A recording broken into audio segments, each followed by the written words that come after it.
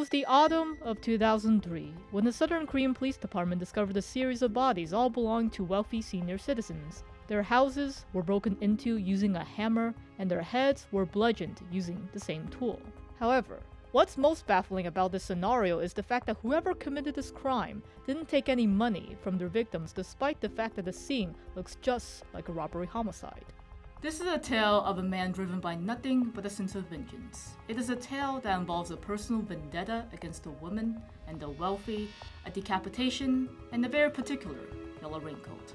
All of this tonight on the Midnight Hour.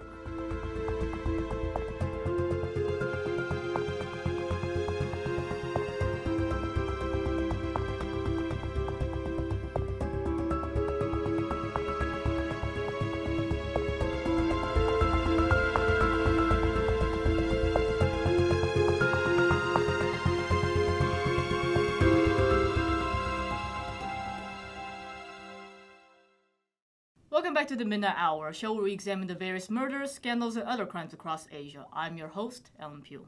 This week we'll be examining the Raincoat killer known as Chul, a man who committed several killings involving women and the wealthy. We'll dive into how his mental state unfolded, the crimes that resulted from such mental state, and the South Korean legal system that keeps him alive to this very day.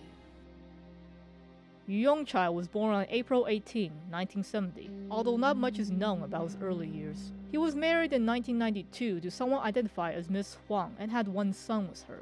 He committed multiple crimes before his serial killing spree, starting with multiple deaths throughout the 90s, as well as charges for child sexual abuse and selling child pornography.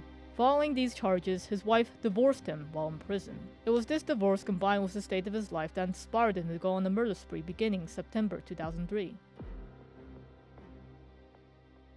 There will be two types of murders you will go to commit: murders against the wealthy and the murders against women, specifically against escort girls. His first victim fell on September 24, 2003 when he broke into the victim's house, stabbed him, bashed him with a hammer, and then killed his wife with a hammer shortly afterwards. Following the first murder, Yu broke into 3 more homes, killing a total of 6 more people with a hammer. He usually targeted people in wealthy neighborhoods with 2-story houses or houses with large gardens to reduce the possibility of witnesses, as well as attacking during lunchtime or the afternoon so that the only people left in the house were the elderly. He also burned the last home to remove evidence after hurting himself after trying to break open a safe. Perhaps one of the most infamous things about Yu is the yellow raincoat he's associated with. If you were to stumble upon the subreddit Let's Not Meet, you might know of the horrifying tale of a mysterious man in a yellow raincoat. A Korean mother was undergoing her usual errands with her daughter when she noticed that a man was lingering behind her. Terrified, she pretended to call her husband in hopes of warding him off. But just as she was frantically trying to open her apartment door, and just as the man realized that she wasn't actually calling her husband, thankfully, the mother and her daughter rushed inside their apartment on time and survived. As for the killings, they were made to look like robbery homicides, with a very peculiar factor of nothing of value being stolen from the scene. December 11th, 2003, Yu will meet a new girlfriend who happens to be an escort girl. However, after she found out about his criminal record at this point, she will unsurprisingly dump him and tell him to never speak to her again. This, combined with his previous divorce, will fuel his personal vendetta against the new demographic, women, and he will focus on this demographic for the remainder of his criminal career and go on a killing spree to murder quite a bit of them. He will focus primarily on escort girls and masseuses, the 2 professions of his former wife and former girlfriend. For his next murder, he choked an escort girl to death and trashed the body on a trail near a university after mutilation. Afterwards, he will lure escort girls to his apartment where he would bash their head with, you guessed it, a hammer and decapitate them. He'll cut up their bodies and bury them in plastic bags in the mountains behind the Buwon Temple. He also tore off their fingertips so they will have no prints that could identify them. He will do this about 9 more times before he was finally caught by the police with the help of a massage parlor. The shop owner thought it was rather suspicious that a number of his employees disappeared after particular phone calls. So after reporting him to the police were able to trace the calls back to Yu's apartment. He was then arrested before he could commit another murder at the Seoul Hotel. It has been revealed that Yu's motives were revenge against two particular demographics: the wealthy for supposedly making his life miserable, and women for his past failed relationships. He would then go on to say in the media interview, quote, "Women shouldn't be sluts, and the rich should know what they've done."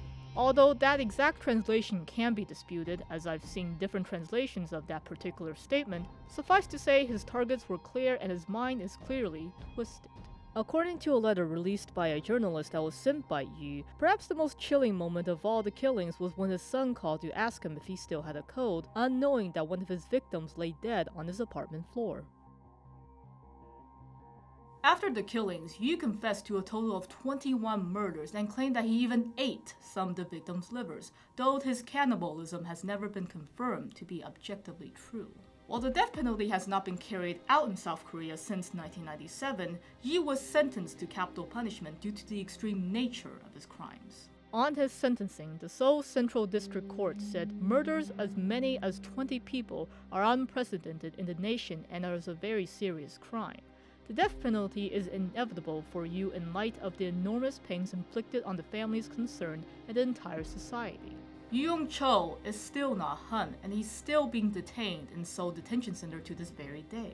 Now, why is this, you might ask? Well, the death penalty in South Korea is a rather contentious topic. And while criminals continue to pile up on death row, as mentioned before, an actual execution hasn't been carried out since 1997. And while the Constitutional Court of Korea has upheld that the death penalty was constitutional, and proposed abolishments failed to pass the National Assembly, a moratorium placed on executions in 1998 has not been lifted to this day. Owing to this, Yu remains on death row in a limbo state with his sentence of capital punishment, with a de facto sentence of life imprisonment, lest the death penalty be reinstated. That is all for today. Thank you for tuning into the Midnight Hour. My name is Ellen Pugh, and I'll see you about a month from now. But in the meantime, I do want to ask you about your opinion regarding how the South Korean legal system handled this particular case. Should this man be hung already, or do you think capital punishment under any circumstance should not be carried out? Do let me know what you think in the comments below, but in the meantime,